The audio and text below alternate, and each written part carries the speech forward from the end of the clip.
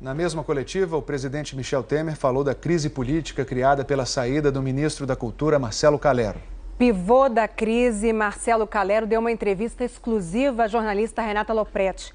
Ele admitiu que gravou conversas com outros ministros, sem dizer quais. E disse que gravou um telefonema entre ele e o presidente Michel Temer. Mas acrescenta que o conteúdo dessa conversa foi meramente protocolar. A gente vive num momento de passar o Brasil a limpo, né? E eu cumpri minha obrigação de cidadão. O ex-ministro da Cultura, Marcelo Calero, se refere à denúncia que fez à Polícia Federal contra Gedel Vieira Lima. Segundo Calero, Gedel, então ministro da Secretaria de Governo, o teria pressionado a reverter uma decisão do IPHAN, o Instituto do Patrimônio Histórico e Artístico Nacional. O IPHAN tinha embargado a construção de um prédio residencial numa área nobre de Salvador, de frente para o mar, onde há muitas construções históricas. Gedel tem um apartamento no edifício, comprado na planta. Gedel admitiu que procurou o ex-ministro da Cultura para liberar o empreendimento, mas não que tivesse pressionado o colega. Não adotei nenhuma medida que pudesse ser interpretada como pressão por parte do ex-ministro Calero. Mas Gedel não resistiu e renunciou na sexta-feira. Na entrevista ao Fantástico, Marcelo Calero reafirmou o que disse em depoimento à Polícia Federal. Deu detalhes da pressão que relata ter sofrido do então ministro Gedel e também do chefe da Casa Civil, Eliseu Padilha, e do próprio presidente Michel Temer. Eu queria que o senhor me descrevesse as conversas que teve com o presidente Michel Temer a respeito do caso do apartamento do ministro, agora ex-ministro Gedel Vieira Lima. Foram 3 conversas presenciais que eu tive com o presidente Temer a respeito desse tema. A primeira delas aconteceu no jantar no Palácio do Alvorada. Eu pedi 5 minutos com o presidente e descrevi a ele o que estava acontecendo, ou seja, que eu tinha sido alvo de uma pressão do ministro Gedel. Ele disse que não me preocupasse, que ele trataria de dizer ao ministro Gedel que não tinha sido possível atendê-lo. Dessa conversa, inclusive, Renato, eu saí muito satisfeito. Eu achei que ali contava com o respaldo do presidente. No dia seguinte, por volta da hora do almoço, isso já foi na quinta-feira, eu recebo uma ligação do Palácio Planalto que o presidente queria falar comigo com urgência. Quando eu chego no Palácio Planalto, o clima já era outro, né? A abordagem já foi bastante diferente. O presidente estava sozinho quando conversou com o senhor? O presidente estava sozinho, éramos só nós dois. Eu entrei muito rápido na sala dele e ele me disse, então, Marcelo, eu tenho muito apreço por você, mas essa decisão tomada pelo IPHAN nos causou bastante estranheza, porque ela teria sido muito rápida e a impressão que a gente tem é que não foi uma decisão correta e me causou dificuldades operacionais. E eu sublinho isso, Renata, porque esse foi precisamente o termo que o presidente da República usou e me chamou muito a atenção, né? Um termo, dificuldades operacionais. Ele explicou quais seriam? Não explicou, disse apenas que as dificuldades operacionais decorriam do fato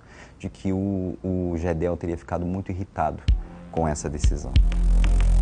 Segundo Calero, Temer pediu para que ele desse um jeito de enviar o processo para a AGU, a Advocacia Geral da União, e citou a ministra Grace Mendonça, que comanda o órgão. Inclusive falou, nesse momento, da ministra Grace, falou, a ministra Grace tem um conhecimento jurídico muito bom, é uma pessoa muito preparada, usou esses termos, e certamente ela vai poder resolver essa questão de uma maneira que fique bom para todos. Ele também usou esse termo. Em menos de 24 horas, todo aquele respaldo que ele me havia garantido, ele me retira. E me determina que eu criasse uma manobra, um artifício, né, uma chicana, como se diz no mundo jurídico, né, para que o caso fosse levado à AGU. Né? E aí eu não sou leviano, não sei o que a AGU faria, não sei se a ministra Grace estava ou não sabendo, enfim, não posso afirmar isso categoricamente, embora tenha indícios. E no final, quando a gente estava se despedindo, me chamou muito a atenção a declaração que ele fez. Marcelo, a política tem dessas coisas, a política tem esse tipo de pressão. Como se estivesse dando um conselho, né, ou um ensinamento a uma pessoa que chegava agora à política. Eu vi algumas declarações dizendo que eu teria sido desleal, né? Eu acho que o servidor público, ele tem que ser leal, mas ele não pode ser cúmplice. Leal, mas não cúmplice.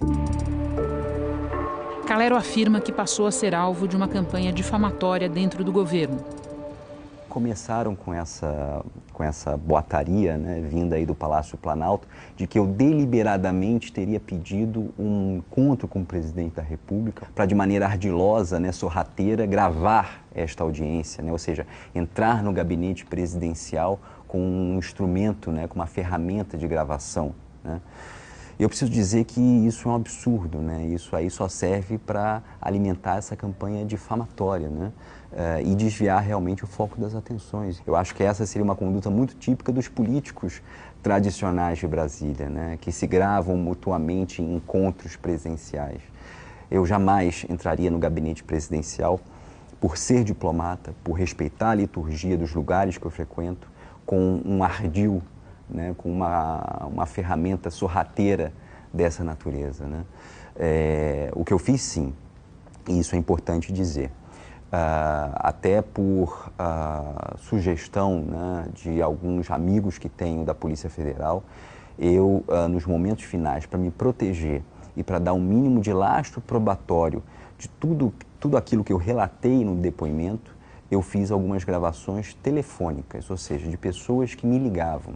Entre essas gravações, existe uma gravação do presidente da República, mas uma gravação absolutamente burocrática. Inclusive, eu fiz questão de que essa conversa fosse muito protocolar, que é a conversa da minha demissão. Eu tive a preocupação, inclusive, de não induzir o presidente a entrar em qualquer tema, né, para não criar prova contra si. Além dessa conversa telefônica, que o senhor disse que foi protocolar, foi a apresentação do seu pedido de demissão, o senhor gravou alguma outra conversa com o presidente da República? Nenhuma. Sobre as circunstâncias das gravações, repetindo, o senhor está dizendo que foram todas gravadas por meio telefônico, é isso? Todas elas são, na realidade, ligações que eu recebi. Calero conta que o ministro-chefe da Casa Civil também o teria pressionado.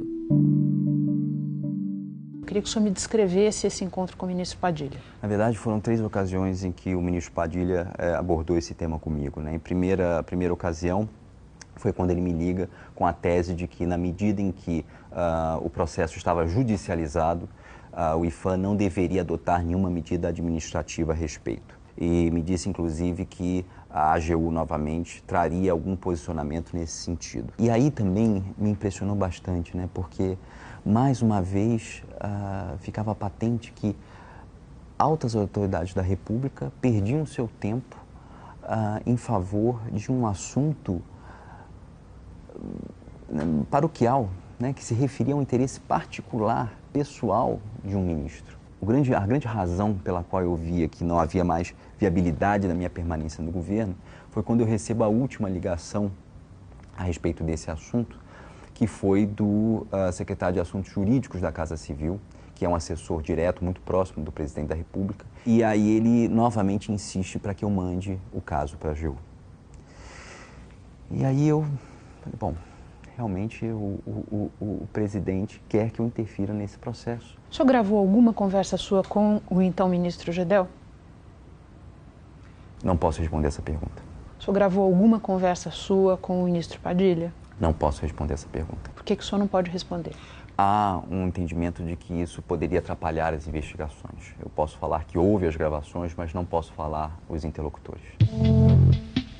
Depois de 6 meses no cargo, Calero saiu provocando uma crise.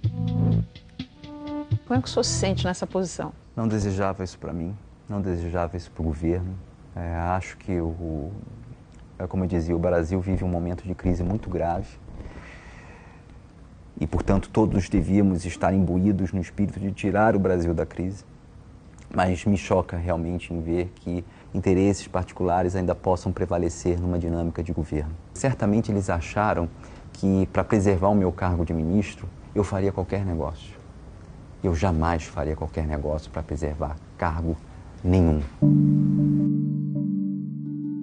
Em nota, a Advocacia Geral da União afirma que todos os episódios de controvérsia entre órgãos públicos são analisados pela instituição e que é lamentável a insistência em tentar criar fatos a partir de suposições sem ao menos conhecer como funciona a atuação da AGU. Procurado pelo Fantástico, o ex-ministro Gedel Vieira Lima disse que não tem mais nada a comentar sobre o caso. A assessoria da Casa Civil informou que o ministro Eliseu Padilha não falaria sobre as declarações de Calero.